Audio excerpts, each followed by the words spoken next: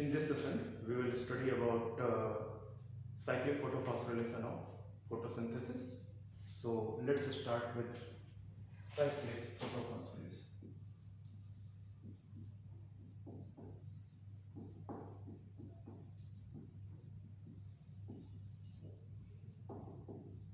Cyclic photophosphorylation. Okay, तो अगर हम फोटोसिंथेसिस की बात करते हैं तो फोटोसिंथेसिस के दौरान दो फेज होती हैं, एक लाइट रिएक्शन है और दूसरी डार्क रिएक्शन। अगर हम थोड़ी सी बात करें लाइट रिएक्शन की अगर हम बात करें तो लाइट रिएक्शन में एक्चुअली होता क्या है? लाइट रिएक्शन में जो सनलाइट की एनर्जी है उसको कन्वर्ट कर दिया जाता है इन केमिकल एनर्जी के फॉर्म में। सनलाइट की जो एनर्जी है, सनलाइट है जो, इसको हम कन्वर्ट कर देते हैं किस फॉर्म में? केमिकल एनर्जी के फॉर्म में, केमिकल एनर्जी के फॉर्म में। और वो केमिकल एनर्जी क्या है? ATP and NADP H+। इसके फॉर्म में हम बेसिकली क्या कर लेते हैं? कन्वर्ट कर लेते हैं। ओके, अब देखें अगर लाइट रिएक्शन में बेसिकली अगर देखा जाए, ये तो मैंने बता दिया कि ओवरऑल जो लाइट रिएक्शन फोटोसिंथेसिस की उसमें क्या होता है, सनलाइट को केमिकल एनर्जी के फॉर्म में कन्वर्ट कर रहे हैं। पर देखें कि ये जो लाइट रिएक्शन है, लाइट रिएक्शन में एक्चुअली दो मेन प्रोसेस हो रही हैं। इस काम को करने के लिए दो मेन प्रोसेस हो रही हैं। कौन कौन सी मेन प्रोसेस हो रही हैं? एक बेसिकली इलेक्ट्रॉन का ट्रांसपोर्ट हो रहा है, इलेक्ट्रॉन का ट्रांसपोर्ट हो रहा है, और दूसरा हो रहा है फोटोफॉस्फोरिलेशन, फोटोफॉस्फोराइलेशन। ये अब फोटोफॉस्फोरिलेशन क्या है? इसका सिंपली बोले तो synthesis of ATP in presence of sunlight is known as photophosphorylation. तो ये जो सिंथेसिस है एटीपी की सनलाइट के प्रेजेंस पे हो रही है, इसको हम डिस्कस करेंगे। दरअसल थोड़ा सा देखते हैं इलेक्ट्रॉन ट्रांसपोर्ट के बारे में। ये जो इलेक्ट्रॉन ट्रांसपोर्ट है ये बेसिकली कहां से होगा? ये होगा जो थाइलेकॉइड मेम्ब्रेन में जो फोटो सिस्टम प्रेजेंट है, वो फोटो सिस्टम करते क्या है?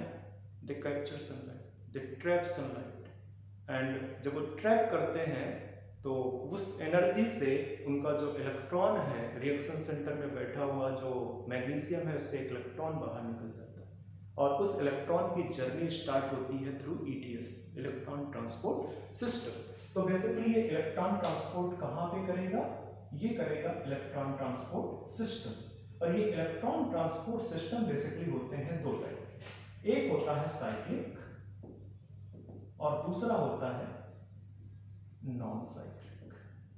Cyclic electron transport and non cyclic electron transport. तो अगर साइक्लिक इलेक्ट्रॉन ट्रांसपोर्ट सिस्टम से एटीपी की सिंथेसिस हो रही है, फोटोफॉस्फोरिलेशन हो रहा है, तो आप बोलोगे कि ये साइक्लिक फोटोफॉस्फोरिलेशन है। और अगर non cyclic electron transport system के थ्रू एटीपी की सिंथेसिस हो रही है, तो आप बोलोगे कि ये नॉन साइक्लिक फोटोफॉस्फोरिलेशन। तो हमें अभी पढ़ना है, हमें अभी क्या किस पे फोकस करना है? साइक्लिक फोटोफॉस्फोरिलेशन पे फोकस करना है। तो इस पे आते हैं, इसके बारे में देखते हैं।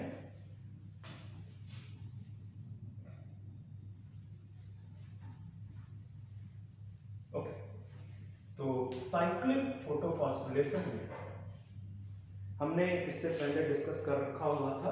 किसके बारे में डिस्कस कर रखा हुआ था हमने? फोटो सिस्टम, जो कि क्लोरोप्लास्ट के जो थाइलेकॉइड है या स्ट्रोमा लैमेली है, वहां पे फोटो सिस्टम प्रेजेंट होते हैं। फोटो सिस्टम क्या है? ग्रुप ऑफ पिगमेंट्स हैं जिनके पास अपना एक रिएक्शन सेंटर होता है। ठीक है, तो बात करने जा रहे हैं हम साइक्लिक फोटोफॉस्फोरिलेशन। तो देखते हैं जरा सा कि साइक्लिक फोटोफॉस्फोरिलेशन, जो साइक्लिक फोटोफॉस्फोरिलेशन है ये नेचुरली अगर बात करें तो नेचुरली सिर्फ जो है, नेचुरली नेचर में ये कहां पे होगा?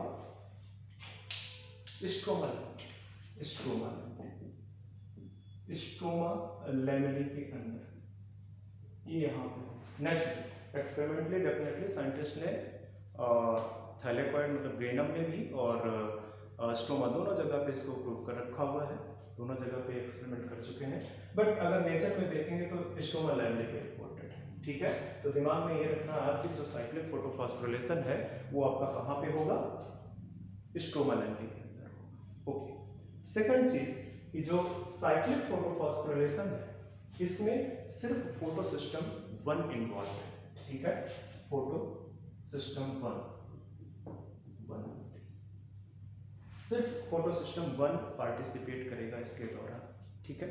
अब थोड़ा सा अगर मैं, वैसे तो पढ़ चुके हैं, पर अगर फोटो सिस्टम के बारे में हम बताएं तो फोटो सिस्टम जो 1 है इसका जो रिएक्शन सेंटर है, रिएक्शन सेंटर वो क्या है, P700 नैनोमीटर वेवलेंथ की लाइट को ऑब्जर्व करता है, तो इसलिए इसका नाम है P700। एंड ये एक्टिवेट तभी होगा जब इसको लाइट मिलेगी मोर देन 680 नैनोमीटर वेवलेंथ की लाइट, 680 नैनोमीटर वेवलेंथ की जब लाइट मिलेगी, इससे ज़्यादा की लाइट मिलेगी तो ये बेसिकली क्या होगा, एक्टिवेट होगा, अदरवाइज ये एक्टिवेट नहीं होगा। तो सिर्फ PS1 इस चीज़ पे इन्वॉल्व है। अब थोड़ा सा देखते हैं कि ये पूरा का पूरा इलेक्ट्रॉन ट्रांसपोर्ट कैसे करता है ड्यूरिंग साइक्लिक फोटोफॉस्फोरिलेशन। तो अगर हम इसको रिडक्शन पोटेंशियल स्केल पे बनाए तो इधर की तरफ मैं रिडक्शन पोटेंशियल स्केल ले लेता हूँ, ठीक है। ये यहाँ पे SRP जो होगा वो हाई होगा, यहाँ पे हाई SRP, और ऊपर की तरफ ये लो SRP। ओके, अब आपका मैंने पहले जैसे बताया कि साइक्लिक फोटोफॉस्फोरिलेशन के दौरान क्या हो रहा है, ओनली PS1 इन्वॉल्व है, सिर्फ PS1 के थ्रू ये पाथवे चलता है, ठीक है। तो PS1 में ये उसका रिएक्शन सेंटर है जिसको हम रिप्रेजेंट कर रहे हैं, P700 नैनोमीटर वेवलेंथ की लाइट अब्सॉर्ब करता है, इसके चारों तरफ अपना इसके एंटीना मॉलिक्यूल है, एंटीना मॉलिक्यूल है इसके चारों तरफ। तो ये है basically photo system 1, photo system 1 जिसको PS1 से हम रिप्रेजेंट करते हैं, ठीक है। अब ये प्रेजेंट है कहाँ पे, स्ट्रोमा लैम्बडे में, ठीक है। यहाँ पे जब इसके ऊपर मोर देन 680 नैनोमीटर वेवलेंथ की लाइट पड़ेगी, उसको ट्रैप करेगा, तो P700 जो इसका रिएक्शन सेंटर है, उस रिएक्शन सेंटर से इलेक्ट्रॉन निकलेगा, वो एनर्जी की वजह से इलेक्ट्रॉन जो है आउटर ऑर्बिट पे चला जाएगा, जिसको कैप्चर कर लिया जाएगा यहाँ पे इसका जो प्राइमरी इलेक्ट्रॉन एक्सेप्टर बैठा है, इसको मैं शार्ट में रिप्रेजेंट कर रहा हूँ PEA से। प्राइमरी इलेक्ट्रॉन एक्सेप्टर क्या करेगा, वो बेसिकली इसको कैप्चर कर लेगा, इसको पिक कर लेगा। एक्चुअली ये जो प्राइमरी इलेक्ट्रॉन एक्सेप्टर है ये एक आयरन सल्फर प्रोटीन है, जिसको चूंकि ये आगे चल के ये इलेक्ट्रॉन ETS में जाएगा, और ETS का जो पहला कंपोनेंट है, पहला कैरियर है, इलेक्ट्रॉन कैरियर है, वो पेरिडॉक्सिन है, तो उसकी वजह से इसको पेरिडॉक्सिन रिड्यूसिंग सब्सटेंस भी बोलते हैं। इसको आप, ये बेसिकली आयरन सल्फर प्रोटीन है, ये एक आयरन सल्फर प्रोटीन है। अब ये प्राइमरी जो इलेक्ट्रॉन एक्सेप्टर है, ये प्राइमरी इलेक्ट्रॉन एक्सेप्टर जाएगा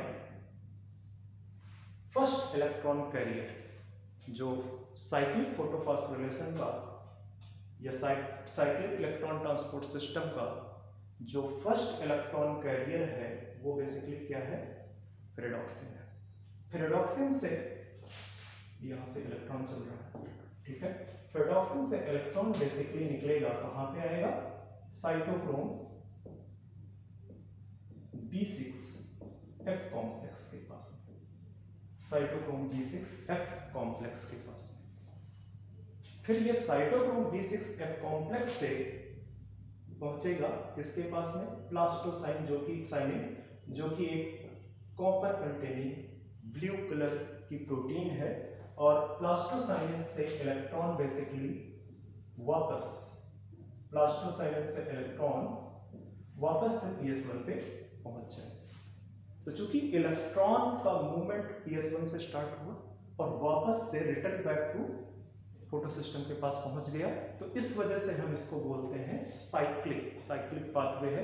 इलेक्ट्रॉन का मूवमेंट साइक्लिक मैनर में हो रहा है, ठीक है। जो इलेक्ट्रॉन PS1 से निकला था वो वापस से बेसिकली आ गया है कहाँ पर, PS1 के पास में, तो इस वजह से इसको साइक्लिक इलेक्ट्रॉन ट्रांसपोर्ट बोलते हैं। दूसरा, चूंकि जब इलेक्ट्रॉन पेरिडॉक्सिन से साइटोक्रोम B6F कॉम्प्लेक्स पे जाएगा और साइटोक्रोम B6F कॉम्प्लेक्स के अंदर B6 से F के अंदर जाते समय यहां पे होगा एक ATP की सिंथेसिस, यहां पे होगा एक ATP की सिंथेसिस। जब साइटोक्रोम B6F कॉम्प्लेक्स पे B6 से F पे जाएगा तो एक ATP की सिंथेसिस होगी। एक्चुअली थोड़ा सा मैं डिटेल में अगर डिस्कस करूं तो देखिए क्या होगा कि यहां से इलेक्ट्रॉन आउटर ऑर्बिट पे गया and that electron was picked up by primary electron receptor and the primary electron receptor से जो इलेक्ट्रॉन है, चूंकि ये इसका जो SRP है वो लो है, पेरिडॉक्सिन का SRP इससे बेटर है, तो वो उससे इलेक्ट्रॉन ले लेगा। बेसिकली इलेक्ट्रॉन की डाउनहिल जर्नी स्टार्ट हो जाएगी। पहले अपहिल हुई due to the energy and अब इलेक्ट्रॉन की डाउनहिल जर्नी स्टार्ट हुई तो पेरिडॉक्सिन ले लेगा। पेरिडॉक्सिन साइटोक्रोम B6F को इलेक्ट्रॉन पास कर देगा और जब साइटोक्रोम B6F के पास में इलेक्ट्रॉन जाता है तो ये B6F कॉम्प्लेक्स बेसिकली एसोसिएटेड है प्रोटॉन की पंपिंग से। कहाँ से? स्ट्रोमा से थैलेकॉइड जो ल्यूमेन है, ठीक है, lumen of the thylakoid, stroma side से ल्यूमेन ऑफ द थैलेकॉइड पे प्रोटॉन की पंपिंग होगी। उस तरह से एक प्रोटॉन ग्रेडिएंट जनरेट होगा और उस प्रोटॉन ग्रेडिएंट की ब्रेकिंग से ATP की सिंथेसिस होगी। That is the part of the chemiosmotic hypothesis. Chemiosmotic theory का जो पार्ट है वो है कि किस तरह से यहाँ पे एक्चुअली जो साइटोक्रोम B6 कॉम्प्लेक्स है, मैंने बताया जैसे कि it is associated with the pumping of proton from the stroma to lumen of the thylakoid. Okay, यहाँ से फिर ये प्लास्टोसाइलिन पे जाएगा, प्लास्टोसाइलिन से तो आप ये भी बोल सकते हैं, क्वेश्चन कई बार ये आ जाता है कि साइक्लिक फोटोफॉस्फोरिलेशन के अंदर जो रिडक्शन PS1 का रिडक्शन कौन करता है, तो वो बेसिकली क्या है? प्लास्टोसाइलिन। मैंने पहले ही बताया कि प्लास्टोसाइलिन एक कॉपर कंटेनिंग प्रोटीन है, एक कॉपर कंटेनिंग प्रोटीन है, कई बार पूछ लेते हैं, कॉपर कंटेनिंग प्रोटीन है। दूसरा, यहाँ पे जैसे प्राइमरी इलेक्ट्रॉन रिसेप्टर के बाद जब ये ETS, ये पूरा पार्ट ETS का है, इलेक्ट्रॉन ट्रांसपोर्ट सिस्टम का है, तो ये पेरिडॉक्सिन बेसिकली क्या है? This is the first electron carrier, first electron carrier of किसका? साइक्लिक फोटोफॉस्फोरिलेशन का। मैं शॉर्ट में लिख रहा हूँ साइक्लिक फोटोफॉस्फोरिलेशन, तो साइक्लिक फोटोफॉस्फोरिलेशन का ये फर्स्ट इलेक्ट्रॉन कैरियर है, ठीक है। तो ये बेसिकली आपका साइक्लिक फोटोफॉस्फोरिलेशन है। चूंकि इलेक्ट्रॉन मैंने पहले ही बताया कि इलेक्ट्रॉन साइक्लिक मैनर पे चल रहा है, इस वजह से इसको हम बोलते हैं cyclic photophosphorylation. Okay, cyclic electron transport and ATP की सिंथेसिस हो रही है। थोड़ा सा इसके कुछ इंपॉर्टेंट फीचर्स अगर डिस्कस करें हम,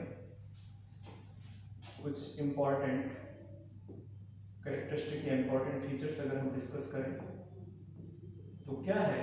पहले जैसे बताया कि ओनली PS1 होगा, सिर्फ आपका PS1 है इसमें इन्वॉल्व है। दूसरा, सिर्फ ATP की सिंथेसिस हो रही है, ओनली, ठीक है, सिर्फ ओनली ATP की सिंथेसिस हो रही है, ओनली ATP की सिंथेसिस हो रही है। तीसरा, चूंकि यहाँ पे कोई फोटोलिसिस ऑफ वाटर नहीं हो रही है तो ऑक्सीजन का एब्जॉर्प्शन नहीं हो रहा है, नो फोटो रिलीज, कोई ऑक्सीजन रिलीज नहीं होगी। एक और इंपॉर्टेंट चीज है कि यहाँ पे कोई NADPH की सिंथेसिस भी नहीं होती है, no NADPH plus synthesis, NADPH plus synthesis, NADPH plus की कोई सिंथेसिस यहाँ पे नहीं होती। तो ये कुछ इंपॉर्टेंट कैरेक्टरिस्टिक है साइक्लिक फोटोफॉस्फोरिलेशन के बारे में, इसके इंपॉर्टेंट फीचर है, ठीक है। So this is all about cyclic photophosphorylation.